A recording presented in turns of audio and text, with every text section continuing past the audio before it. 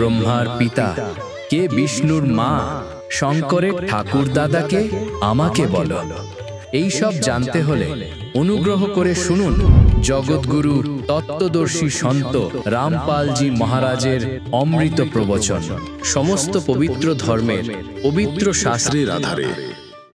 আর পরমাত্মা বলছেন যে না, এই 3 নয়, এই 5 জন মিলে আপনাকে বেঁধে রেখেছে। আর আমরা এই 5 জন মিলে জীবকে যুগ যুগ ধরে আটকে রাখি, আমি এসে মুক্ত করি। এখন দেখুন, তাকে প্রকৃতি সর্বেশ্বরী ত্রিদেব জননী হয়ে 3 দেবতার জন্মদাত্রী, তাদের মাতা নিত্যা এবং মূল কারণ বলা হয়। সদাশিব দ্বারা প্রকট করা সেই শক্তির 8টি বাহু আছে। হয়ে গেল না স্পষ্ট? 8টি বাহু আছে। এটা দেখুন, 8টির পরিবর্তে এই সেই দুর্গা।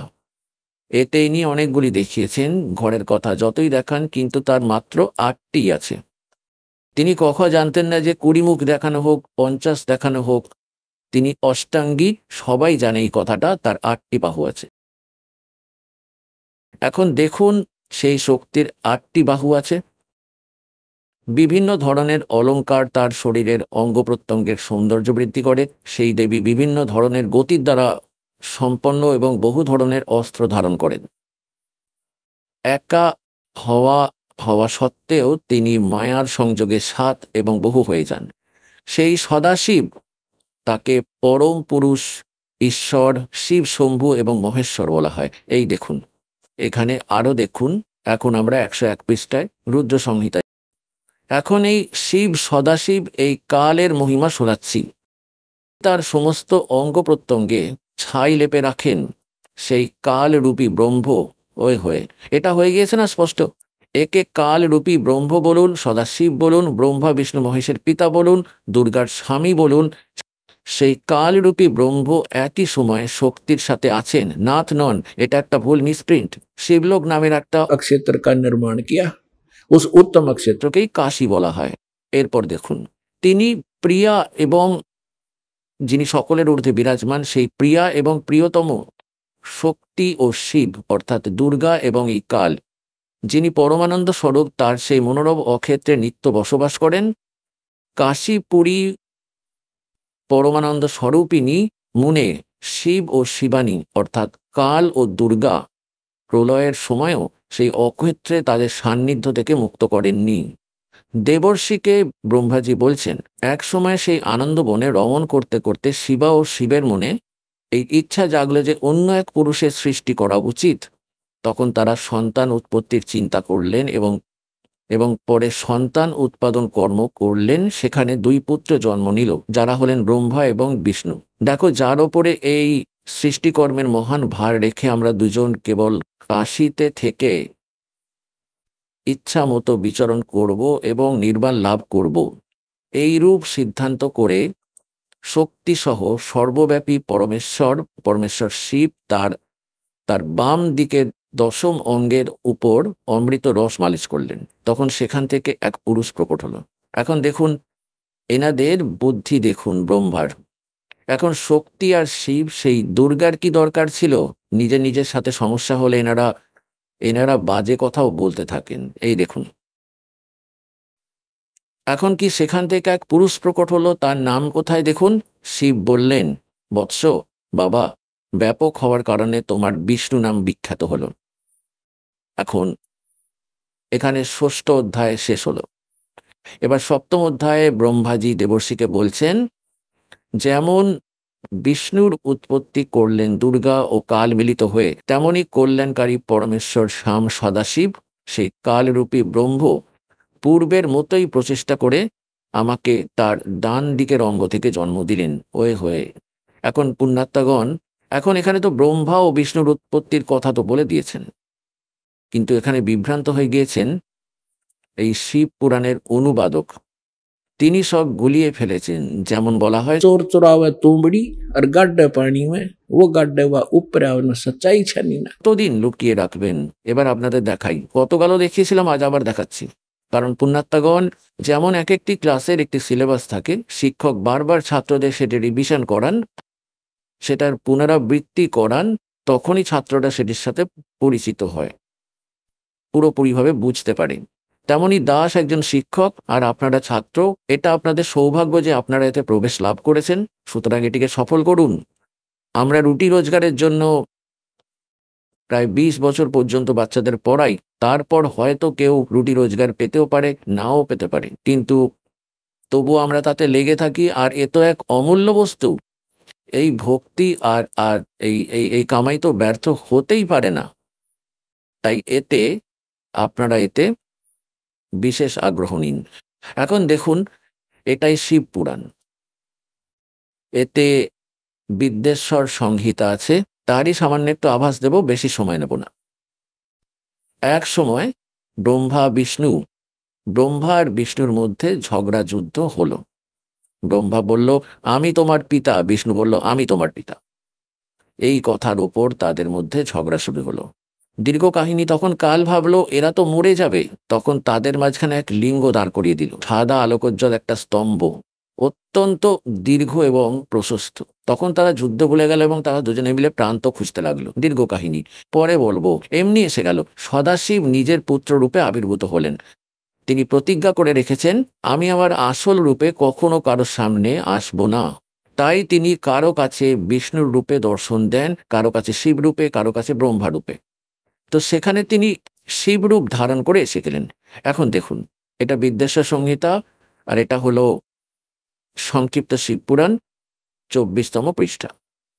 এখানে এই দুজনের লড়াই ঝগড়া চলছিল, মাঝখানে তিনি এক স্তম্ভ দাঁড় করিয়ে দিলেন। এখন এখানে আসি। ব্রহ্মা ও বিষ্ণু তাকে জিজ্ঞেস করলেন, এই জ্যোতি নিরঞ্জন কাল থেকে, সদাশিব থেকে সৃষ্টির মূল 5 তত্ত্বের লক্ষণ কি? তো আমাদের দুজনকে বলুন। তখন ভগবান শিব বললেন, এই কালরূপী ব্রহ্ম বললেন, আমার কর্ম সম্বন্ধে জানা অত্যন্ত গভীর, তথাপি আমি কৃপাপূর্বক তোমাদের সেই বিষয়ে বলছি। সামনে এগোবো। আমরা এখন রয়েছি 26তম পৃষ্ঠায়। ইনি বলছেন, হে পুত্রগণ, এখন স্পষ্ট হয়ে গেল যে এনাদের পিতা ব্রহ্মা, বিষ্ণু, মহেশেরও একজন পিতা আছেন। তো পুত্রগণ, তোমরা দুজন ব্রহ্মা ও বিষ্ণু তপস্যা করে আমার পরমেশ্বরের সন্তুষ্টি অর্জন করেছিলে এবং আমার কাছ থেকে সৃষ্টি ও স্থিতি নামক 2টি কর্তব্য লাভ করেছিলে। এই দুটোই তোমাদের অত্যন্ত প্রিয়। ঠিক তেমনি আমার বিভূতি স্বরূপ, আমারই সদৃশ্য রুদ্র এবং মহেশ্বর আমার কাছ থেকে আরও 2টি উত্তম কর্তব্য, সংহার ও তিরোভাব, আমার কাছ থেকে প্রাপ্ত করেছে। এই পঞ্চম জনকে, এই 4 জন তো হলো ব্রহ্মা, বিষ্ণু, মহেশ্বর ও রুদ্র। এই মহেশ্বরেরই আরেকটি রূপ রুদ্র। আর এই 11 রুদ্রের নিয়ন্ত্রক হলো সে আলাদা, আর এই ব্রহ্মা, বিষ্ণু, মহেশ এরা আলাদা। তাহলে এই পঞ্চম যার কথা বলা হচ্ছে সে হলো কাল, দুর্গার পতি। এখন আমাদের এখান থেকে এতটাই নেওয়ার ছিল। এখন আপনাকে যা দাস দেখিয়েছিল, এটা আগে দাস পরমাত্মার দ্বারা বর্ণিত সৃষ্টি রচনাতে শুনিয়েছিল, আর এখন সেই বর্ণনা সদ্গ্রন্থগুলোতে প্রমাণিত হচ্ছে। তাহলে এ থেকে প্রমাণিত হলো যে কে সে। कौन ब्रह्मा का पिता है और कौन विष्णु की माँ, शंकर का दादा कौन है, हमको देव बता।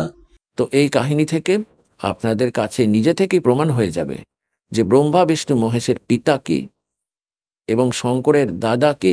এনাদের দাদা হলেন কবিরজি, সেই সত্যপুরুষ যিনি এনাদের পিতা জ্যোতি নিরঞ্জনকে জন্ম দিয়েছিলেন, এবং সেই জ্যোতি নিরঞ্জন কাল থেকেই ব্রহ্মা, বিষ্ণু, মহেশের জন্ম হয়েছিল। তাই এনাদের দাদাকে কবির সত্য পুরুষ, সেই পরমেশ্বর। আজ এই দাস যে সৎসঙ্গ শুরু করতে চেয়েছিলেন, বলতে চেয়েছিলেন, এটা তার ভূমিকা তৈরি হলো এখনো অবধি। এখন কি ঘটলো? এই 3 দেবতার বিবাহ দুর্গা করে দিলেন। দুর্গা নিজেরই 3 রূপ, সাবিত্রী, লক্ষ্মী ও পার্বতী, সেগুলোকে সমুদ্রে লুকিয়ে রাখলেন। বচন শক্তি দিয়ে 3 কন্যাকে যুবতী করে তুললেন, এবং যখন তারা যুবক হলো এদের কোমা থেকে জাগিয়ে দিলেন। এরপর এই 3 কন্যার সঙ্গে বিবাহ দিলেন। এদের থেকেই কালের পুরো সমগ্র সৃষ্টি এগিয়ে চলল। এখন দাস যে প্রসঙ্গ আজ শুরু করেছিল, এখন তা আরম্ভ হবে। আমার কাজ ছিল আপনাদের জানানো। এখন ধর্মদাসজি প্রশ্ন করলেন, পরমাত্মা, আমরা তো খুবই নীচ এবং পামর প্রাণী। হে ভগবান, আমরা আপনার সঙ্গে প্রতারণা করেছি, আপনার সঙ্গে ছল করেছি, অথচ আপনি আমাদের জন্য এখনো ঘুরে বেড়াচ্ছেন। কিভাবে দয়া করছেন দাতা? তখন পরমাত্মা বললেন, যখন এখানে এই প্রাণীরা অত্যন্ত দুঃখী হয়ে হাহাকার করতে লাগলো, তখন কারণ ওই সময় পর্যন্ত পরমাত্মা এটা বলতে চেয়েছিলেন, কারণ পরমেশ্বর বলেছেন যে ওই সময় যখন এখানে হাহাকার শুরু হয়েছিল হে ধর্মদাস, আমি তখন আমার পুত্র যোগজিতের রূপ ধরে, যে পুত্রের রূপ বানিয়ে আমি একে বাহির করেছিলাম, সেই রূপেই সেখানে দাঁড়ালাম, এবং যেখানে প্রায় 1,00,000 মানব দেহধারী প্রাণী, নারী ও পুরুষ সেখানে ভাজা হচ্ছিল আর ছটফট করছিল, ওই ওই ছটফট করে ছড়িয়ে পড়ছিল, ভয়াবহ অবস্থা ছিল। তো আমার আগমনে তাদের সেই ওই উত্তাপ তো থেমে গেল, কিন্তু এই টুকরো, ওই তপ্তশিলা এমনভাবে জ্বলছিল, কিন্তু আমার ইচ্ছা শক্তিতে তাদের গায়ে কোনো আঁচ লাগছিল না। সবাই বসে কাঁদছিল, নয়তো চুপ ছিল। আর সামনে আমায় দেখে বলল যে, হে ভগবান, আমরা এখানে কোন কোন পাপের দণ্ড ভোগ করছি, এত দুঃখ পাচ্ছি? কারণ সকলেই জানে নিজের কর্মের ফল ভোগ করতেই হয়। তখন পরমাত্মা বললেন, দেখো ভাই, এই যে উত্তপ্ত শিলার দুঃখ, এটা এখানকার নয়, এটা সতলোকে তোমরা যে ভুল করেছিলে, এটা সেই ভুলের দণ্ড। এরপর তিনি সৃষ্টির রচনা বর্ণনা করলেন। তো ওখানে সকলে দুঃখী ছিলেন, সবাই জানতো, না তার ছেলে সাথে ছিল, না তার মেয়ে সাথে ছিল, না কোনো সম্পত্তি সঙ্গে ছিল, না কোনো আত্মীয় স্বজন সঙ্গে ছিল, একাই পুড়ছিল, মার খাচ্ছিল সেখানে। তখন সবাই স্বীকার করলো যে মালিক যা বলেছিলেন তা সত্যি, আর বলল, হে ভগবান, আমাদের মুক্ত করে দিন এই কাল অন্যায় থেকে। তখন পরমাত্মা বললেন, এভাবে নয়। এখন এখানে পরমাত্মা বললেন, যদি জোর করি তবে আমার বাণী ব্যর্থ হয়ে যাবে। जब तुम जाए धरो जग नर देहा तब तुम करना मम सत सबद स्नेहा।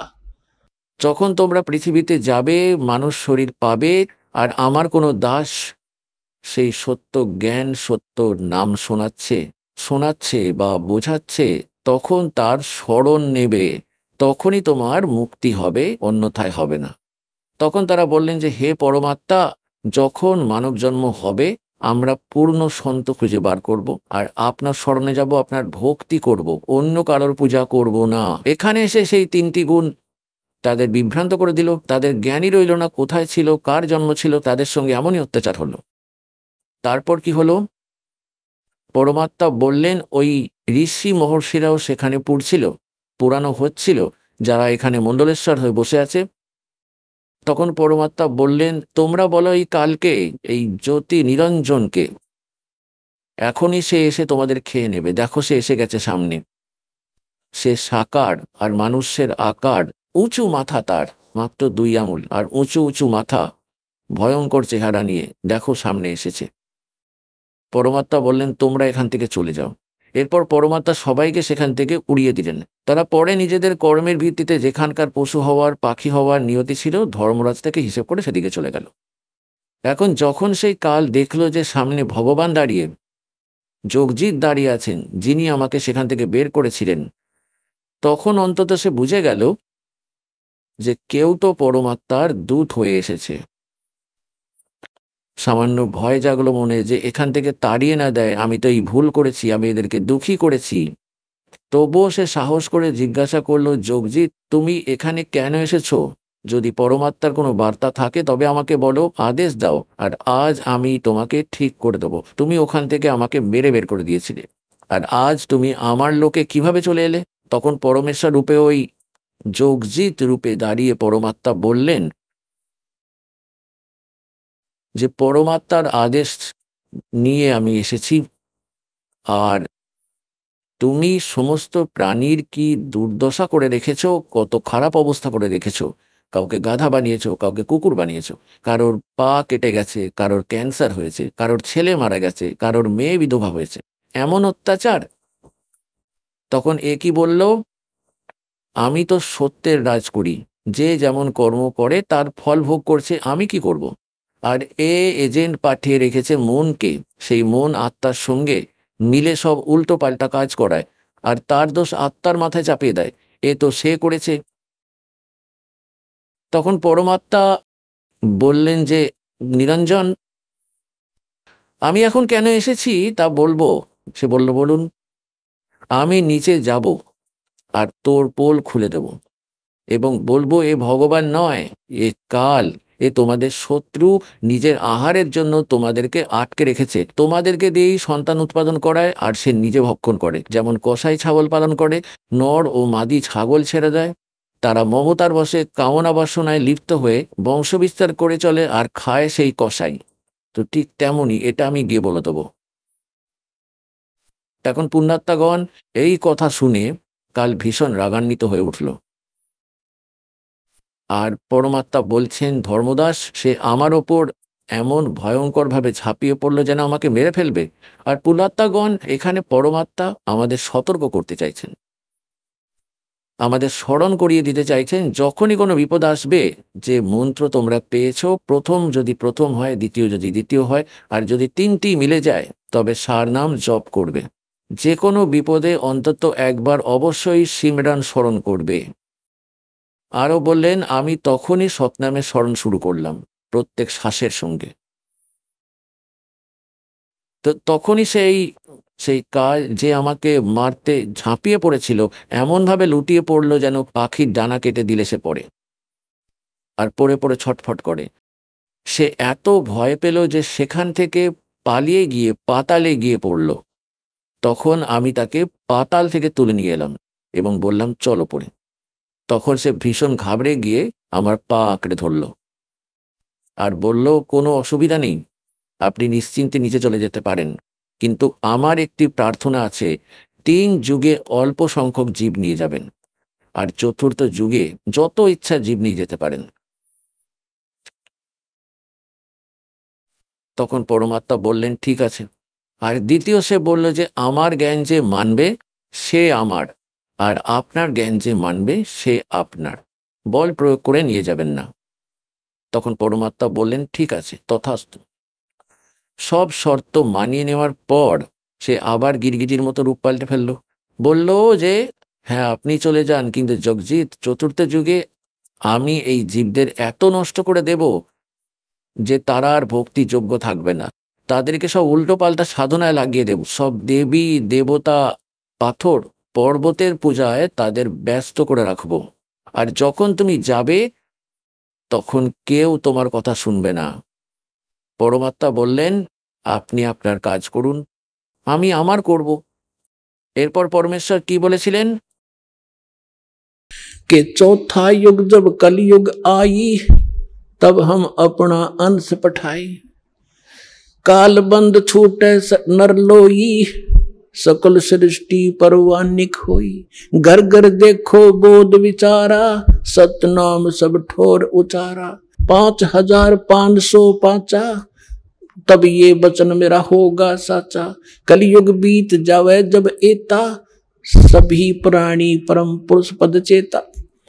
তখন পরমাত্মা বলেছিলেন যে 4র্থ যুগ যখন কলিযুগ আসবে, তখন আমি আমার একজন দাস পাঠাবো। এখন সেখানে কালের সামনে পরমাত্মা বলেছিলেন যে আমি আমার দাস পাঠাবো। এবং কবির বাণী অধ্যায়ে পরমাত্মা ধর্মদাসজিকে, যখন ধর্মদাসজি অত্যন্ত চিন্তিত হয়ে পড়েছিলেন যে, হে পরমাত্মা, আপনি সত্যনাম ও সারনাম গোপনে রেখে দিয়েছেন, অথচ এগুলি ছাড়া মুক্তি সম্ভব নয়। আপনি আমার মতো দাসের প্রতি দয়া করেছেন এবং 42 পুরুষের বংশ আশীর্বাদ করেছেন, আমার বংশ চলবে। তো হে পরমাত্মা, সারনাম ও সত্যনাম ছাড়া কেউ পার হতে পারবে না, তাহলে আমার সন্তানরা কিভাবে উদ্ধার হবে? এই ভেবে ধর্মদাস কষ্টে বুক চেপে বসে গেলেন। পরমাত্মা চিন্তা করলেন, ভাই এ তো ভীষণ দুঃখী হয়ে গেল। তখন পরমেশ্বর বললেন, শোনো, কাল কি বলেছিল द्वादश पंथ करूं मैं साजा, नाम तुम्हारा ले करूं आवाजा। द्वादश पंथ नाम जो लेगी, हमरे मुख में आन समोही। जाओ जोग जीत संसारा, जीवन माने कहा तुम्हारा। जीव तुम्हारा कहा न माने, हमारी ओढ़ हो बाद बखाने। এখন এত সময় নেই, আমি সেই সব প্রমাণ দেখাতে পারবো আপনাকে যে 12টি পন্থ কি কি। তো দ্বাদশ পন্থ, 12তম পন্থকে গরিবদাস পন্থ বলা হয়, যা কবির সাগর গ্রন্থে লেখা আছে। তখন পরমাত্মা বললেন, তুমি চিন্তা করো না ধর্মদাস, যখন 5500 বছর কলিযুগ পার হয়ে যাবে, তখন এই এই অথবা মধ্যবর্তী প্রজন্ম আসবে। সেই মধ্যবর্তী প্রজন্ম পর্যন্ত এই জ্ঞান, তত্ত্বজ্ঞান ও সত্যনাম সারনাম সম্পূর্ণ গোপন রাখতে হবে, না হলে কালের দূতেদের হাতে চলে যাবে এবং আমার সমগ্র মিশন নষ্ট হয়ে যাবে। তো পরমাত্মা দেখলেন যে ধর্মদাস অত্যন্ত উদ্বিগ্ন হয়ে পড়েছেন। তখন পরমেশ্বর বললেন যে, ধর্মদাস, আমি যখন তোমাকে বলছি তাহলে শোনো। তখন ধর্মদাস বললেন যে, হে ভগবান, আজ কত ভালো সময়, কলিযুগ শুরু হয়েছে সাল 1398 থেকে এবং 1512 পর্যন্ত। তবুও আজ মানুষ বিশ্বাস করে না, আর আপনি বলছেন সামনে তো ভয়ঙ্কর কলিযুগ জন্ম নেবে, কাল এমন জুলুম করবে যে হাহাকার শুরু হয়ে যাবে, মানুষ অত্যন্ত কুকর্মে লিপ্ত হবে। তো তখন কিভাবে পার হবে তারা? আজ তো আপনি স্বয়ং বিদ্যমান, তবুও এই মানুষগুলো বিশ্বাস করছে না। তখন পরমাত্মা বললেন, যখন কলিযুগের 5500 বছর পার হয়ে যাবে এবং দ্বাদশ বংশ চলে যাবে, এই কালের অর্থাৎ গরিবদাস পন্থ পর্যন্ত, তখন সেই দ্বাদশ বংশ আমি নিজেই আসবো, স্বয়ং আসবো। তারপর সব পন্থ শেষ করে এক পন্থ সৃষ্টি করব এবং সমগ্র সৃষ্টি আমার নাম গ্রহণ করবে। তোমার 42 বংশের কি, পুরো সৃষ্টিকে আমি পার করব, তাই ধর্মদাস তুমি এই চিন্তা ছাড়ো। তখন সে মনে জোর পেল, আর কালের সামনে পরমাত্মার সামান্য সামান্য রহস্য প্রকাশ করলেন যে আমি আমার অংশ পাঠাবো এবং সে সমগ্র সংসার, সমগ্র সৃষ্টিকে উদ্ধার করবে। ঘরে ঘরে দেখবে জ্ঞান প্রচার এবং সৎনাম সর্বত্র উচ্চারিত হবে। আজ দেখছো তো এই এই জ্ঞান জ্ঞান গঙ্গা ঘরে ঘরে পৌঁছে গেছে কিরকম। আগে কি মানুষকে কোনো বই কিনতে দেখেছো? মনে করে বলো তো, কোনো গ্রামে বা শহরে কি তুমি বই বিক্রি হতে দেখেছিলে? তুমি দেখেছিলে কেউ সবজি বেচছে, কেউ পেঁয়াজ বিক্রি করছে, কেউ তরি বা ঘিয়া বিক্রি করছে, কিন্তু বই? তো পরমাত্মা বলেছিলেন, ঘরে ঘরে দেখো জ্ঞান আলোচনা হবে, আমার এই জ্ঞানের প্রচার ঘরে ঘরে শুরু হবে, আর সমগ্র সৃষ্টি আমার নাম নেবে, আর সৎনাম সকলের জন্য প্রচারিত হবে এবং পরমাত্মা সেই পরম পদের সৎলোকের জ্ঞান সবার কাছে পৌঁছবে। সমগ্র বিশ্বকে আমি পার করব। তো সময় এসে গেছে পুণ্যাত্মাগণ, আর এই দাসই সেই পরমাত্মার পাঠানো দাস, আর তোমরা সকলে পার হয়ে যাবে। বলো সদ্গুরুদেব।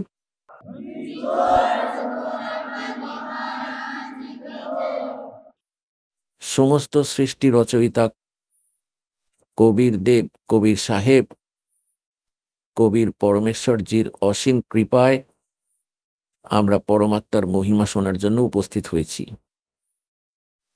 যে পুণ্য আত্মার, যে জীবের যুগ যুগান্তরের শুভ সংস্কার জাগ্রত হয়, তাদের মানব শরীর প্রাপ্ত হয় এবং যে সব জীব আত্মা মানব দেহের মধ্যে ঈশ্বর প্রাপ্তির অনুপ্রেরণা অনুভব করে, তারা অত্যন্ত শুভ সংস্কার যুক্ত হংসস্বরূপ। আর যারা সদ্গুরু প্রাপ্ত হয়, যারা সত্য সাধনা লাভ করে, তারা অত্যন্ত সৌভাগ্যবান হয়। যেমন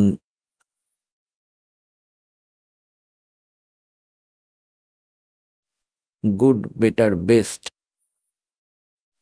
এখন আপনারা যে প্রাণী, যত পুণ্য আত্মা আছেন, আপনারা বেস্ট কোয়ালিটির, পরমাত্মার অতি প্রিয় আত্মা। আর যারা মানবদেহ প্রাপ্ত করে পরমাত্মার ভক্তির প্রতি কোনো রুচি প্রকাশ করে না, তারা পূর্বজন্মে পশু পক্ষীর যোনি থেকে আসা প্রাণীদের মধ্যে পড়ে। আর যাদের ভেতরে পরমাত্মা প্রাপ্তির অনুপ্রেরণা থাকে তারা পূর্বজন্মেও মানুষই ছিল। এবার পুণ্যাত্মারা আধ্যাত্মিক মার্গের জ্ঞান না থাকায় এই বিভিন্ন প্রকার বিভিন্ন ধরনের মতান্তর শুরু হয়ে গিয়েছে। তার মধ্যে একটি পাগলাটে সম্প্রদায় চলছে, ব্রহ্মা কুমারী। এটা এক প্রেতের দ্বারা চালানো পন্থ আছে। আর তারা কি বলে, মানুষ তো সর্বদা মানুষই থাকবে, আর অন্যান্য প্রাণী সবসময় প্রাণী হিসেবেই থাকবে। তাদের বিধান এত দূর পর্যন্ত যে আজ যে ব্যক্তি যেমন অবস্থায়, তাদের মতে সে তেমনই থাকবে। তাদের বিধান অনুসারে নারী নারী থাকবে, মানুষ মানুষই থাকবে। আর তাদের কি বিধান, যে আজ যদি কেউ খোড়া হয়, অন্ধ হয়, কানা হয়, বোবা হয় অথবা সুস্থ থাকে, তাহলে 5000 বছর পরও তার একই নাম থাকবে, তার মা বাবারও একই নাম থাকবে, সে একই গ্রাম, সে একই স্থান থাকবে। আর যদি আজ অন্ধ হয় তো অন্ধই থাকবে। তাহলে ভক্তি করার কি লাভ? এইরকম বোকামি চিন্তা এদের মধ্যে আছে। অথচ সেই ভ্রান্ত মতের মধ্যেই কত প্রাণী জড়িয়ে বসে আছে, তা বলা কঠিন। তো পুণ্যাত্মাগণ, সবার আগে আমাদের আধ্যাত্মিক মার্গকে বোঝা উচিত এবং তারপর গুরু গ্রহণ করা উচিত। অন্যথায় আমরা এভাবে নিজের জীবনকে নষ্ট করতে থাকব। এখন যেমন শ্রীমদ্ ভগবদ গীতা অধ্যায় নম্বর 2 শ্লোক 53-তে গীতা জ্ঞানদাতা বলছেন যে, হে অর্জুন, যখন তোমার বুদ্ধি বিভিন্ন রকমের বিভ্রান্তিকর বচন থেকে সরে গিয়ে এক পরমাত্মার যথার্থ জ্ঞানে টিকে যাবে, স্থির হয়ে যাবে, তখনই তুমি যোগ লাভ করবে। অর্থাৎ তখনই তুমি যোগী হবে, ভক্ত হবে। যোগী মানে ভগবান প্রাপ্তির জন্য যে ব্যক্তি প্রচেষ্টা চালায় তাকে ভক্ত বলা হয়, যোগী বলা হয়, সাধক বলা হয়। তো আজ পর্যন্ত যত মত আছে, যত পন্থ আছে, সবারই ভিন্ন ভিন্ন চিন্তা আছে, ভিন্ন ভিন্ন সাধনা আছে। তারা পরমাত্মার সংজ্ঞার সাথেও পরিচিত নয়। সেই কারণেই পরমাত্মা আসেন। আপনাদের বহুবার বুঝিয়েছি, বহুবার এই জ্ঞান শুনিয়েছি এবং শুনিয়েই যাব, কারণ এটা এমন অমূল্য জ্ঞান যা আপনাকে উভয় লাভই দেয়। যেমন ধরো একজন রোগী আছে, আর যার যার খিদে পায় না, জ্বর জ্বর হয়ে আছে যার, আর প্রতিদিন মুনুক্কা, কিশমিশ, আপেল, কমলা খায়, খাবার যেটা প্রতিদিন খায়, ওগুলো তার তেতো মনে হয়, জিভে সে রাখতেই পারে না, থু করে ফেলে দেয়। তো তার চিকিৎসা কি হতে পারে? তাকে তেতো ট্যাবলেটই খেতে হবে, না চাইলেও খেতে হবে। যেমন ম্যালেরিয়া হলে তো আপনাকে কুইনাইন খেতেই হবে, সেটা তেতো লাগুক বা না লাগুক খেতেই হবে, কষ্ট সহ্য করতেই হবে, তবেই সেই রোগ দূর হবে। তখন সেই তেতো লাগা মুনাক্কা, কিশমিশ, ফলমূল আবার সুস্বাদু লাগতে শুরু করবে। তাই পুণ্যাত্মাগণ, এই জ্ঞান আপনাদের বারবার শুনতে হবে। এই সৎসঙ্গ থেকে দুটো কাজ হবে, আপনার জ্বরও কমবে, আর এই সৎসঙ্গ শোনার ফলে এটা কুইনাইনের কাজও করবে। কারণ প্রথমবার যখন কেউ শোনে, এখন দুই রকমের ভক্ত আসেন এখানে। একরকম সেই ব্যক্তি যিনি যেমন প্রচলিত সাধনা করছিলেন সেটাই করেন, এবং তারপর যখন এই জ্ঞান শোনেন তখন তার ভালো লাগে না এই পরমাত্মার ভক্তি, কারণ তার পাপ কর্মের প্রভাবে তার অন্ত তার অন্তঃকরণে সেই পাপ কর্মের জড় জমে গেছে। আর সেই পাপ কর্মের কারণে আজ তার কাছে এই পরমাত্মার এই অমৃত বাণী স্বরূপ মুনাক্কা দ্রাক্ষাও ভালো লাগে না। কখনো উঠে চলে যায়, কখনো কারোর সঙ্গে এমনি ফিস ফিস করতে থাকে। যদি তাকে বলা হয় যে ভাই শোরগোল করো না, সৎসঙ্গ শুনতে দাও, তখন হয় সে উঠে চলে যাবে, নয়তো বসে বসে মাথা নাড়বে, বসে বসেই ঘুমোতে থাকবে। তো এইসব তার ভেতরে পাপ কর্মের এমন প্রভাব থাকে যে এটা তার ভালো লাগে না এই পরমাত্মার কথা। তো তারও একটা উপায় আছে যে সে না চাইতেও বসে থাকুক আর শুনুক, শুনতেই থাকুক, ভালো লাগুক বা না লাগুক। এই বাণীর ভেতরে এত শক্তি আছে যে কিছু পাপ এই বাণী শোনার মাধ্যমেই, আর এই বাণী চলছে তার রেঞ্জের মধ্যে এমনি বসে থাকাতেই কিছু পাপ নাশ হয়ে যায়, যা জ্ঞান যজ্ঞের মাধ্যমেই হয়। তো এই জন্য পুণ্যাত্মাগণ তার তার কাছে এটা কুইনাইনের মতো কাজ করবে। আর যখন যখন সে জ্বর নেমে যাবে, অন্তরে যে পাপের প্রভাব ছিল তা হালকা হয়ে যাবে, তারপর পুনরায় এই বাণী মুনাক্কা দ্রাক্ষার মতো মনে হবে। তখন খুবই ভালো লাগবে, যেমন জ্বর সেরে যাওয়ার পর সুস্থ হয়ে ওঠে প্রাণী।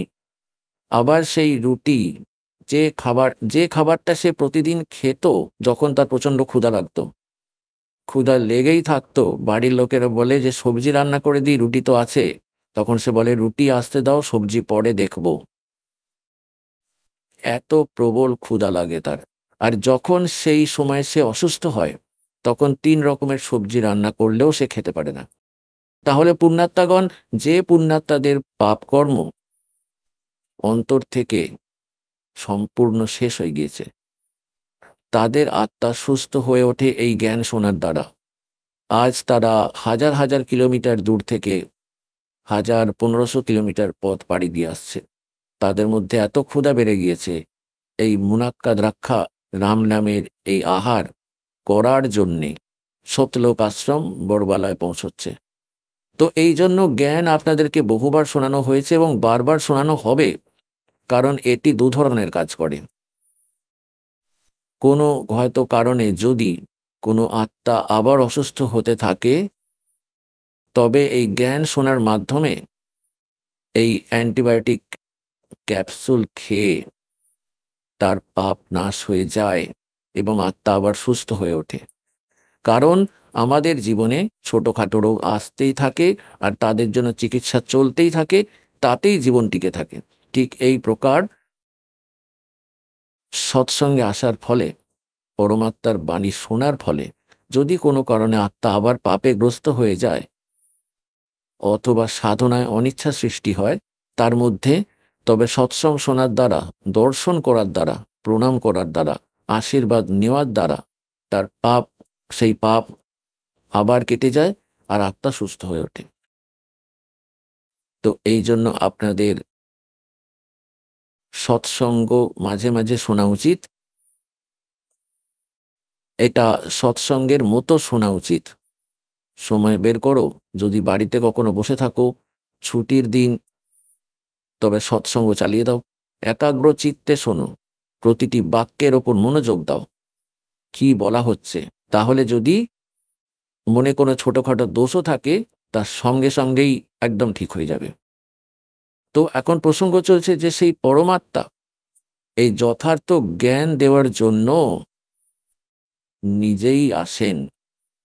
সমস্ত বেদই তার প্রমাণ দেয়। ঋগ্বেদ মণ্ডল সংখ্যা 9, সূক্ত সংখ্যা 1, মন্ত্র 8 ও 9।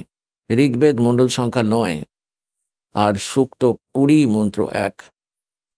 ঋগ্বেদ মণ্ডল সংখ্যা 9 সূক্ত 86 মন্ত্র 26 ও 27। ঋগ্বেদ মণ্ডল সংখ্যা 9 সূক্ত 82 মন্ত্র 1, 2, 3। ঋগ্বেদ মণ্ডল সংখ্যা 9 সূক্ত 54 মন্ত্র 3। ঋগ্বেদ মণ্ডল সংখ্যা 9 সূক্ত 94 এর মন্ত্র 1-তে। ঋগ্বেদ মণ্ডল সংখ্যা 9 সূক্ত 95 এর মন্ত্র 2-এ।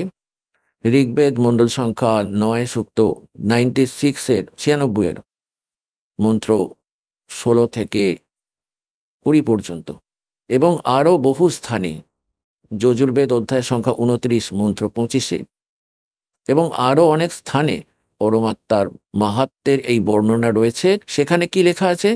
সেই পূর্ণ পরমাত্মা, যিনি সমগ্র সৃষ্টি রচনা করেছেন, যিনি সমস্ত জীবাত্মাকে উৎপন্ন করেছেন, তিনি ওপরের লোকেতেই থাকেন। ধূলোক মানে তেজময় লোকের, তার তৃতীয় অংশেতে সর্বোচ্চ আসনে তিনি বিরাজমান, এবং সেখান থেকে গতি করে আসেন। আর এত দ্রুত আসেন যেমন আকাশে বিদ্যুৎ এসে আকাশে বিদ্যুৎ যেমন চমকায়। আর কোন উদ্দেশ্যে আসেন? তিনি উত্তম আত্মাদের সাথে সাক্ষাৎ করেন, তাদেরকে তত্ত্বজ্ঞানের সঙ্গে পরিচিত করান, তার দ্বারা রচিত সৃষ্টিকে যথাযথভাবে তিনিই বোঝান। তো পুণ্যাত্মাগণ সেই পরমাত্মা 4 যুগেই আসেন।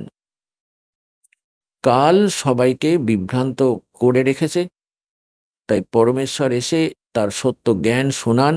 যে বুদ্ধিমান ব্যক্তি সেই জ্ঞান গ্রহণ করে, পরমাত্মার ভক্তি করে, সৎলোকে পৌঁছে যায় এবং 84 লক্ষ যোনির দুঃখ যন্ত্রণা থেকে রক্ষা পায়।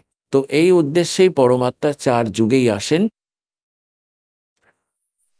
चारों युग में मेरे संत पुकारे, कूक कहा हम हेल रे, हीरे माणिक मोती बरसे, ये जग चुगता ढेल रे। পরমেশ্বর কবির সাহেবজি বলছেন, আমি 4 যুগে এসেছি এবং আর 4 যুগেই আমি আমার প্রিয় আত্মাদের তাদের এই জ্ঞান শুনিয়েছি। যারা দৃঢ় ভক্ত ছিলেন, উত্তম আত্মা ছিলেন, তারা আমার এই জ্ঞানকে স্বীকার করেছেন। আর আমার সঙ্গে পরিচিত হয়ে আমার লোককে দেখে, সৎলোককে যেখানে আমি থাকি সেখানে নিয়ে গিয়ে পরমাত্মা তাদের আবার ফিরিয়ে দিয়েছিলেন। প্রত্যেক যুগে 1, 2, 4 জন আত্মার সঙ্গে এই রকম করেছেন। কলিযুগে যেসব মহাপুরুষের সঙ্গে পরমাত্মার সাক্ষাৎ হয়েছে, যা দাসের নলেজে আছে এবং যাদের আমরা মোক্ষ প্রাপ্ত বলে মানি, তারা হলেন আদরণীয় ধরমদাস সাহেবজি, আদরণীয় মূলকদাস সাহেবজি, আদরণীয় নানকদেব সাহেবজি, আদরণীয় দাদু সাহেবজি, আদরণীয় গরিবদাস সাহেবজি, গ্রাম ছুরানি, জেলা জাজ্জার, হরিয়ানা, আদরণীয় ঘিসাদাস সাহেবজি, গ্রাম খেখরা, জেলা বাগপুর, উত্তরপ্রদেশ,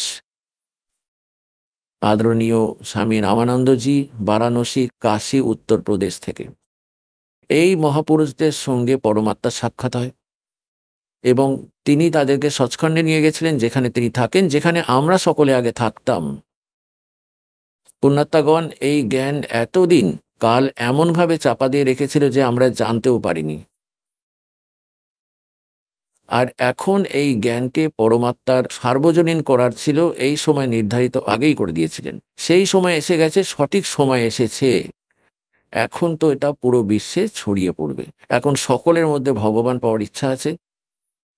এখন লোকে কত রকম ভুল করছে, তবুও সেই কাজকেই ভালো মনে করছে। কেউ কসাই, ছাগল কাটে, গরু কাটে, মহিষ কাটে, তো সেও ভাবে ঠিক আছে, দাদা করেছিল, পরদাদাও এই একই কাজ করেছিল, আর বাবাও এই কাজ করেছিল, তাই এতে কোনো দোষ নেই। এখন কেউ মাতাল, মদ খেয়ে সেটাকেও ভালো মনে করে, কেউ ঘুষ খায়, বড় অফিসার হয়ে খুবই আনন্দের মধ্যে রয়েছে। কিন্তু যখন তার জ্ঞান হবে, তখন এই সব বিষের মতো মনে হবে, আর সে ছোঁবেও না। এইভাবে কর্ম খারাপ করে, তারপর ক্যান্সার হয়, পা কেটে ফেলতে হয়, অন্ধ হয়ে যায়, আর পরের জন্মে কুকুর, গাধা, শূকর হয়ে কোথায় কোথায় ঘুরে বেড়াতে হবে।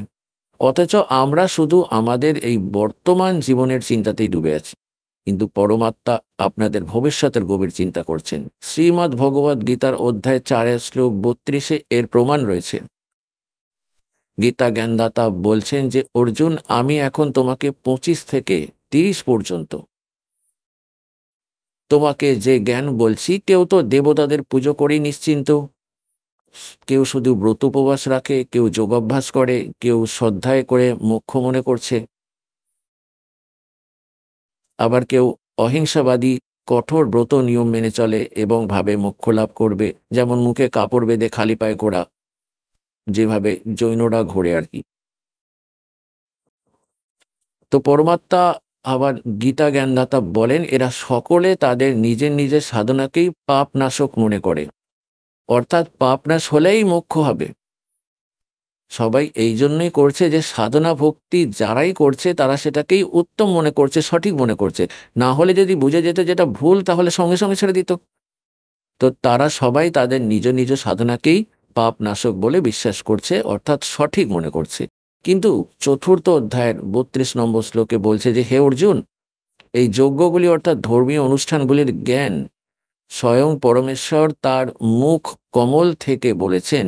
সেখানে বিস্তারিতভাবে বলা আছে, একেই সূক্ষ্মবেদ বা তত্ত্বজ্ঞান বলা হয়। সেটা জানার পরে তুমি সব পাপ কর্ম থেকে মুক্ত হবে। চতুর্থ অধ্যায় 33 নম্বর শ্লোকে বলেছেন যে, অর্জুন, এই দ্রব্যময় যজ্ঞের তুলনায় জ্ঞান যজ্ঞ শ্রেষ্ঠ।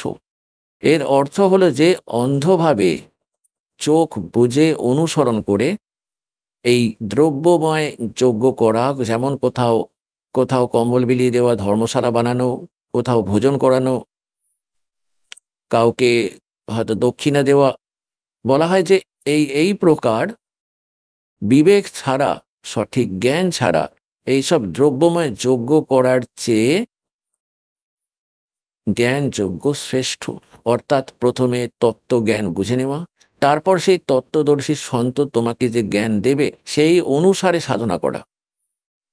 गुरु बिन माला फेरते, गुरु बिन देते दान, गुरु बिन दोनों निष्फल है, चाहे पूछो वेद पुराण। চতুর্থ অধ্যায়ের 34 নম্বর শ্লোকে বলা হয়েছে যে সেই তত্ত্বজ্ঞান তত্ত্বদর্শী সন্তের কাছ থেকে বোঝো, তাকে দণ্ডবত প্রণাম করে। শ্রীমদ্ ভগবদ গীতা অধ্যায় নম্বর 18 শ্লোক নম্বর 65-তে গীতা জ্ঞানদাতা বলছেন যে, আমাকে প্রণাম করো, আমার ভক্ত হও। এতে কোনো সন্দেহ নেই যে তুই আমাকে লাভ করবি। নিজেকে তিনি কেবল প্রণাম করারই নির্দেশ দিয়েছেন, কিন্তু তত্ত্বদর্শী সন্তের জন্য বলেছেন তাকে দণ্ডবত প্রণাম করতে হয়।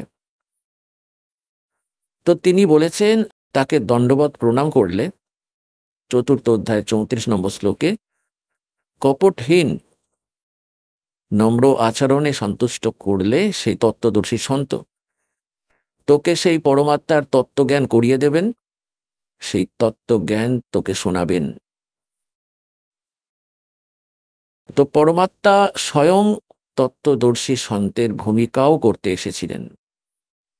যখন রামানন্দজি 104 বছরের বয়সী মহাপুরুষ ছিলেন, ব্রাহ্মণ ছিলেন, 4 বেদ, 18 পুরাণ, 11 উপনিষদ মুখস্থ করে রেখেছিলেন, তখন পরমাত্মা লীলাময় রূপে মাত্র 5 বছরের শিশু ছিলেন। তখন রামানন্দজি 104 বছর বয়সী বৃদ্ধ ব্রাহ্মণ ছিলেন। আর সেই সময় পরমাত্মা তার জ্ঞানকে ভেঙে দিয়ে তাকে সত্যলোকে নিয়ে গিয়েছিলেন। সেখানে পরমাত্মাকে দেখে রামানন্দজি যখন ফিরে এলেন, তার সমাধি ভেঙে গেল। তখন তিনি বলেছিলেন, बहु ठौड़ है एक तू भया एक से दो, और गरीबदास सब कारणे तुम आए हो मगजो। এখন এতে গরিবদাসজির নাম যে সঙ্গে আসে তা এভাবে বুঝতে হবে, যেমন তুলসীদাসজি বহু বছর আগে ঘটে যাওয়া রামায়ণের ঘটনা বা কাহিনী যেমনকার তেমনই নিজের ভাষায় তিনি লিখেছিলেন, তাই সেখানে তার নামই সবার আগে আসে, কিন্তু আসল গুণগান তো শ্রীরামচন্দ্রজির। তো তেমনি গরিবদাসজিকেও পরমাত্মা সত্যলোকে নিয়ে গিয়েছিলেন, সেখান থেকে আবার ফিরিয়ে এনেছিলেন। তারপর পরমেশ্বর তার জ্ঞান চোখ খুলে দিয়েছিলেন। আদরণীয় গরিবদাসজি পরমেশ্বরের মহিমা অসাধারণ লিখেছিলেন নিজের চোখে দেখা। তো কি বলেছেন? दोहू ठोर है एक तू, बया एक से दो, गरीब दास हम कारणे तुम आए हो मगजो। রামানন্দজির কথা গরিবদাসজি বলছেন। तुम साहेब तुम संत हो, तुम सतगुरु तुम हंस, गरीब दास तेरे रूप बिना और न दूजा अंश। बोलते रामानंद जी सुनो कबीर करतार, गरीब दास सब रूप के तुम ही सृजनहार। तुम साहेब तुम संत हो, तुम सतगुरु तुम हंस। এখন পুণ্যাত্মাগণ সেই পরমাত্মা 600 বছর আগে এসেছিলেন, তিনি 4 যুগেই আসেন। सतयुग सतयुग में सत सुकृत कह टेरा, त्रेता नाम मुनींदर मेरा, द्वापर में करुणा में कहाया, कलियुग नाम कबीर धराया। তো পরমাত্মা যখন কলিযুগে খ্রিস্টাব্দ 1398 সত্যলোক থেকে সশরীরে এসেছিলেন সদ্বৎ 1455 জ্যৈষ্ঠ শুক্ল পূর্ণিমায়, অর্থাৎ জ্যৈষ্ঠ মাসের পূর্ণিমা দিনে ভোরবেলা ব্রহ্ম মুহূর্তে পরমাত্মা সত্যলোক থেকে এসে শিশুরূপ ধারণ করে পদ্মফুলের ওপর বিরাজ হলেন। সেখান থেকে নিরুনিমা নামে এক নিঃসন্তান জুলাহা দম্পতি, নিঃসন্তান ছিলেন, পরমাত্মাকে তুলে নিয়ে গেলেন। এর প্রত্যক্ষ দ্রষ্টা ছিলেন এক রামানন্দজির এক শিষ্য ঋষি অষ্টানন্দজি, যিনি সেই সরোবর লহরতারা সরোবরের ওপর স্নান করে সেখানে কিছুক্ষণ নিজের গুরুজির দ্বারা বলা সাধনার সাধন করতেন। ঠিক সেই সময় পরমাত্মা সত্যলোক থেকে এসে সেই পদ্মফুলের ওপর বিরাজমান হয়েছিলেন। আজকের যে বিষয় সেটা তোলা হচ্ছে, তার জন্য এই ভূমিকা ছিল। এখন পুণ্যাত্মাগণ পরমাত্মা এখানে আসেন। আমরা সবাই আজ কেউ ব্রাহ্মণ, কেউ অন্য কোনো জাতিতে জন্মেছি, অথবা আমরা হয়তো কেউ হিন্দু, কেউ মুসলমান, কেউ শিখ, কেউ খ্রিস্টান, অথবা অন্য কোনো সম্প্রদায় ধর্মের অনুসারী হই না কেন, আমরা সবাই এক পরমাত্মার সন্তান, কবির সাহেবের সন্তান। তা সে যাই হোক, কেউ পিঁপড়ে, হাতি, মশা, মাছি, কুকুর, গাধা বা শুয়োর, এরা সবাই সেই পরমাত্মারই সন্তান। সেই মালিকের কাছে তারা সবাই সমান প্রিয়। যেমন দাস বলেছিলেন, সত্যি তাই যে কোনো মা বাবার সন্তান সে যেমনই হোক, এমনটি সে প্রতিবন্ধী হলেও দাস দেখেছে জন্ম থেকে এক শিশু এমন ছিল যার হাত বেঁকে গিয়েছিল, মুখ বেঁকা, লাল পড়ে, না কথা বলতে পারে, তবু তার মা এবং তার বাবা তাকে এত ভালোবাসতেন। তার লালা মুছে দিতেন, তার মা বারবার মুখ ধুয়ে দিতেন, হাত দিয়ে আদর করতেন, যদিও সে 12-13 বছরের হওয়া সত্ত্বেও সারাদিন পড়ে থাকতো খাটের ওপর। তাহলে পুণ্যাত্মাগণ, আমরা সবাই সেই পরমপিতার সন্তান। আর আজ কেউ গাধা, কেউ শূকর, কেউ কুকুর হয়ে হয়তো কষ্ট পাচ্ছে, তবুও সেই পরমপিতার কাছে তারা সমান প্রিয়। তাতে যদি কেউ গরু হয়, মহিষ হয়, মুরগি হয়, ছাগল হয়, আর যে তাদেরকে কষ্ট দেয়, খায় বা মারে, তা সেই পরমপিতার কাছে গভীর যন্ত্রণা সৃষ্টি করে। এবং এই কাল আমাদের ওপর এমন জুলুম করে রেখেছে যে সে আমাদের পিতার সঙ্গে প্রতিশোধ নিচ্ছে। এই অপদার্থ ভুল তো সে নিজে করেছিল। সেখানে যখন এত সুখস্থল ছিল, কোনো অভাবই ছিল না, এর খারাপ বিচার। তপস্যা করলো, আমি আলাদা রাজ্য নেব। বলো সে তুমি 100 ব্রহ্মাণ্ড নিয়ে নাও, শোবে তো সেই 4 পায়েতেই। তা সে ওই 20 কক্ষের প্রাসাদ তৈরি করলেও একটা খাটে, একটা ঘরের এক কোণে পড়ে থাকবে জীবন। বাকি তাহলে এত বাজে বকার কি আছে? এর মতোই আমাদের স্বভাব তৈরি হয়ে গিয়েছে। আর যখন সেই কন্যার সঙ্গে অন্যায় আচরণ করলো, ভুলটা সেই করলো, পরমাত্মা তাকে বের করে দিলেন, তখন পরমপিতার শত্রু হয়ে গেল। এখন আমরা সেই পরমপিতার সন্তানরা ভুলবশত ওই কালের জালে পড়ে গেছি, সে এখন প্রতিশোধ নিচ্ছে। আপনি দেখুন, কোনো জীব যেন সুখে থাকতে না পারে সে এমন নিয়ম বানিয়ে রেখেছে। যেমন ঘরে দেখে নিন, প্রত্যেক ঘরে রোজ মহাভারত হচ্ছে। এমন সংযোগ বানিয়ে রেখেছে, যেমন শাশুড়ির বয়স তো 50 বছর আর বৌমা 18-20 বছর। এখন 50-55 বছরের ব্যক্তির স্বভাব কখনোই 15-20 বছর 18-20 বছরের যুবতীর সঙ্গে কোনোভাবেই মিলতে পারে না। তবুও দুজনকে একসঙ্গেই থাকতে হয়, দুজনের মধ্যে ঠোকাঠুকি অশান্তি লেগেই থাকে, শান্তি সে হতেই দেয় না। সে এইভাবেই সব সাজিয়ে রেখেছে। তাহলে পুণ্যাত্মাগণ, এর আর কোনো উপায় নেই, জ্ঞানকে বোঝো। আর সেই জ্ঞানকে বুঝে তার ভিত্তিতে শান্তি লাভ করা সম্ভব। একটি উদাহরণ আছে। একজন শাশুড়ি তার বৌমাকে খুব কষ্ট দিতেন, ধমকাতেন, ঝগড়া করতেন, তাকে খুবই দুঃখ দিতেন, অশান্তি সবসময় লেগেই থাকতো। তো একদিন কি হলো, তার শাশুড়ির তার এক বয়স্ক বান্ধবী এলো। সে বলতে লাগলো, বোন চল সৎসঙ্গ শুনে আসি, আজ আমি দেরি করে ফেলেছি, একা যেতে পারবো না, তুই আমার সঙ্গে চল, দুজনে একসাথে যাই। সে অন্য সময় সৎসঙ্গের নাম শুনলেই বিরক্ত হতো, কিন্তু সেদিন তার সখীর কারণে ও না করতে পারলো না। বলল, চল তোর সঙ্গে আমিও যাই, তবে আমি তো সৎসঙ্গ পছন্দ করি না। সৎসঙ্গে এতে তো সব অলস মানুষ যায়, অকর্মণ্য লোক যায়, যারা কাজ না করে খায়, সারাদিন বসে থাকে, অন্যের ভরসায় চলে। এইরকমই ধারণা আমাদের সবারই ছিল। কিন্তু সেই বুড়ি তখন গেল এবং সেখানে গিয়ে জ্ঞান শুনল। সৎসঙ্গে বলা হচ্ছিল যে যা তোমার ভাগ্যে লেখা আছে তা হবেই হবে। যেমন কোনো ক্ষতি হয়ে গেল বাড়িতে, অনেক কিছু করে কোনোভাবে ঘরের ক্ষতি আটকানোর চেষ্টা করা হলো, তবুও ঘটে গেল কোনো কারণে। তারপর যারা বড়রা তারা ছোটদের দোষ দিতে শুরু করলো। শাশুড়ি বৌমার পেছনে লেগে গেল, বলল যে তুই সর্বনাশ করে দিলি, তুই আগে পিছু কিছু দেখলি না, সব নষ্ট করে ফেললি, ঝগড়া লাগিয়ে দেবে।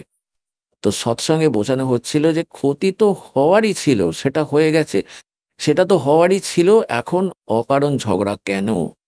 তুমি ভগবানের উপর ভরসা রাখো, যা হওয়ার ছিল হয়ে গেছে। কে জানে বড় বিপদ আসার কথা ছিল, কিন্তু অল্পে কেটে গেছে। আর পুণ্যাত্মাগণ, যেমন সাবান আর জল একসাথে হলে কাপড়ের ময়লা উঠবেই উঠবে যখন তার সংস্পর্শে আসে। আর প্রয়োগ করা ব্যক্তি যদি ঠিক এবং অভিজ্ঞ হয়, যে জানে, তেমনি সৎসঙ্গে এলে অবশ্যই আত্মাতে চোট লাগে।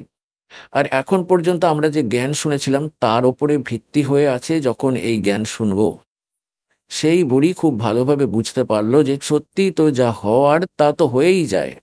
আর পরে বেকার অকারণ ঝগড়া করে আর কি বা লাভ হতে পারে, অশান্তি আরো বেড়ে যায়।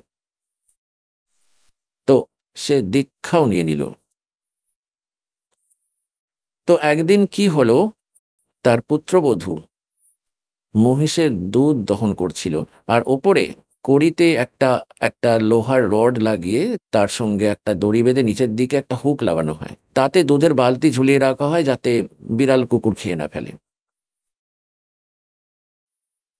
তো তার পুত্রবধূ দুধ দহন করছিল, 5-6 কিলো দুধ একই সময়ে তুলে নিয়ে সেই জায়গাতে ঝোলাতে গেল। তখন সে আন্দাজে অভ্যাস করতে করতে সেই লোহার রডে বালতিটা লাগাতে গেল, সেই গজে লোহার দণ্ড বসিয়ে দিত আর নিচ থেকে ছেড়ে দিত, সেটা ফিট হয়ে যেত, ঠিকভাবে ঝুলে যেত। সেই দিন ভুল করে উল্টো দিকে বসে গেল আর সে ছেড়ে দিল, তখন পুরো বালতি উল্টে গিয়ে সমস্ত মেঝেতে দুধ ছড়িয়ে গেল। এখন পুত্রবধূ দুধের দিকে তাকাচ্ছিল না, বৃদ্ধার দিকেই তাকাচ্ছিল, এখন তো যেন কামানের গোলা ছুটবে। এই ভেবে হতাশ চোখে তাকাচ্ছিল। তখন বৃদ্ধা বলল, বৌমা, এটা কিছুই না, আজ এটা আমাদের ভাগ্যে ছিল, যেভাবে পারিস এটাকে তুলে নে ওপরের দিকটা আর গাইকে খাইয়ে দে। এখন সে অনেকক্ষণ চিন্তা করতে থাকলো যে বৃদ্ধা তো কঠোর গালাগালি দেওয়ার কথা, আজ এটা কোন স্টেশন ধরলো। অনেকক্ষণ তো তার বিশ্বাসই হলো না। সে ভাবলো যে হয়তো রাগের মধ্যেই এইভাবে বলছে। তারপর আবার ভাবলো তার স্বামী এলে হয় তাকে শেখাবে, কিন্তু সেদিন তাকেও সে কিছু বলল না। তখন সেই বৃদ্ধা, সেই মেয়েটি পুত্রবধূ তার শাশুড়ির পা জড়িয়ে ধরল, দুটো পাই চেপে ধরল, আর বলল যে মা আমার ভুল হয়ে গেছে। তখন শাশুড়ি বলল যে বৌমা কিছুই হয়নি, এটা হওয়ারই ছিল, এটা তো আজ আমাদের ভাগ্যে ছিল না, অকারণে আমরা বাড়িয়ে তুলি, কিন্তু বৌমা কোনো ক্ষতি হয় না এতে।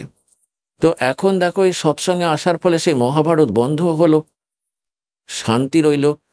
তো পরমাত্মারই কৃপায় এই নোংরা জগতে আমরা শান্ত এবং সুখী থাকতে পারি। আর তখন ভক্তি করব। সেই পুত্রবধূ নাম গ্রহণ করলো, দীক্ষা নিল। ঘরের মধ্যে যেন ক্ষুদ্র সতলোক হয়ে গেল পরমাত্মার কৃপায়। তো পুণ্যাত্মাগণ পরমাত্মা এসে জ্ঞান শোনাতেন এবং তিনি এই সত্য জ্ঞান দিতেন। আমাদের ধর্মগুরু হিন্দুস্তানের ভেতরে মুসলমান ও হিন্দু এই দুই সম্প্রদায় অধিক ছিল, আর তারা উভয়ই পরমাত্মার সন্তান।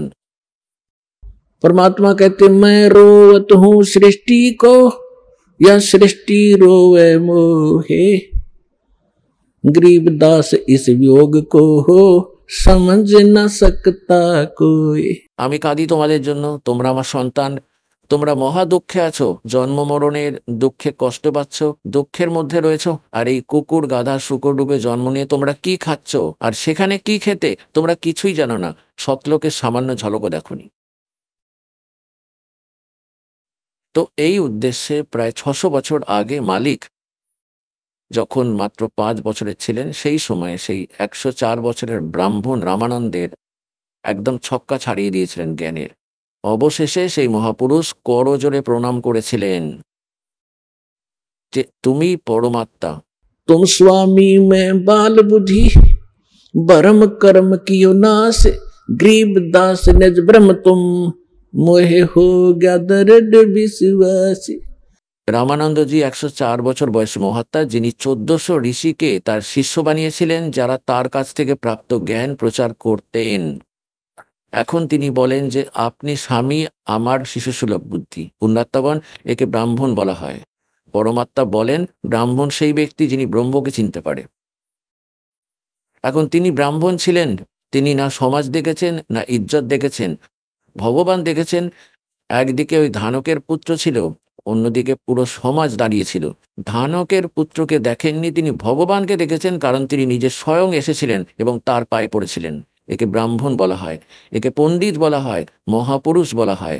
লোক লজ্জা বোধ করেননি, পরমাত্মার জন্য বেরিয়েছিলেন এবং পরমাত্মার সামনে দাঁড়িয়ে তখন সমাজ দেখবে যে সেই ব্যক্তি তো মহামূর্খ, সে তো ভক্ত নয়। তো পরমাত্মা তার সমস্ত হিন্দুদেরকেও বোঝাতেন, আবার মুসলমানদেরকেও বোঝাতেন এবং কি বলতেন যে नहीं है दारमदारा वहां तो नहीं है दारमदारा, नहीं है दारमदारा वहां तो नहीं है दारमदारा। उस दरगाह में धर्मराज है, उस दरगाह में धर्मराज है, वो लिखा लेगा सारा वहां तो नहीं है दारमदारा, नहीं है दारमदारा वहां तो नहीं है दारमदारा। मुल्ला कुके बंग सुनावे, मुल्ला कुके बंग सुनावे, ना बैरा करतारा वहां तो नहीं है दारमदारा, नहीं है दारमदारा वहां तो नहीं है दारमदारा। 300 रोजे खून करत हो, 300 रोजे खून करत हो, तुम कैसे हो दीदारा वहां तो नहीं है दारमदारा, नहीं है दारमदारा वहां तो नहीं है दारमदारा। मूल गवाए चले हो काजी, मूल गवा चले हो काजी, बरिया घोर अंगारा वहां तो नहीं है दारमदारा। भवजल डूब गए हो भाई, भवजल डूब गए हो भाई, तुमरा कीजिएगा मुंह काला वहां तो नहीं है दारमदारा। এটা তো কাজীদেরকে বোঝানো হয়েছিল মুসলিম ধর্মের মার্গদর্শকদের। এখন ব্রাহ্মণ এবং হিন্দুদেরকে বোঝাচ্ছেন। भाई वेद पढ़े पर भेद न जाने, वेद पढ़े पर भेद न जाने, ये बातें पुराने 18 वहां तो नहीं है दारमदारा। जड़कू अंधा पत्ते खवावे, जड़कू পাথরের মূর্তি বানাচ্ছে, তার সামনে ফুল দিচ্ছে, জল দিচ্ছে। और পড়ে বেদ আর গীতা আর উচ্চ সাধনা করতে থাকুন আপনারা। वेद पढ़े पर भेद न जाने, ये बातें पुराने 18, जड़ को अंधे पत्ते खुआवे, ये भूल गए सिरजनहारा। उजड़ खेड़े बहुत बसाए, बकरा झोटा मारा, जाकू तो तुम मुक्ति कहत हो, वो है कच्चे बारा। मांस मछरिया खाते पांडे, किस विद रहे अचारा, सौ जजमान नरक में चाले, और डूबे स्यों परिवारा। छाती तोड़ हन जम किंकर लाग्या जम का लारा, दास गरीब कहे बेकाजी, ना कहीं वार न पारा।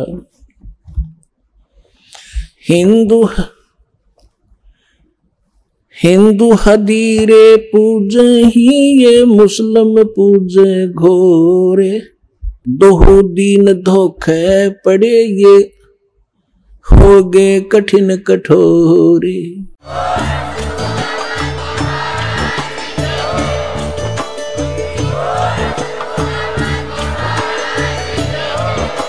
আপনারা শুনছিলেন জগৎগুরু তত্ত্বদর্শী সন্ত রামপালজি মহারাজের মঙ্গলময় প্রবচন। অধিক তথ্য জানার জন্য ভিজিট করুন আমাদের ওয়েবসাইট www.jagatgururampalji.org।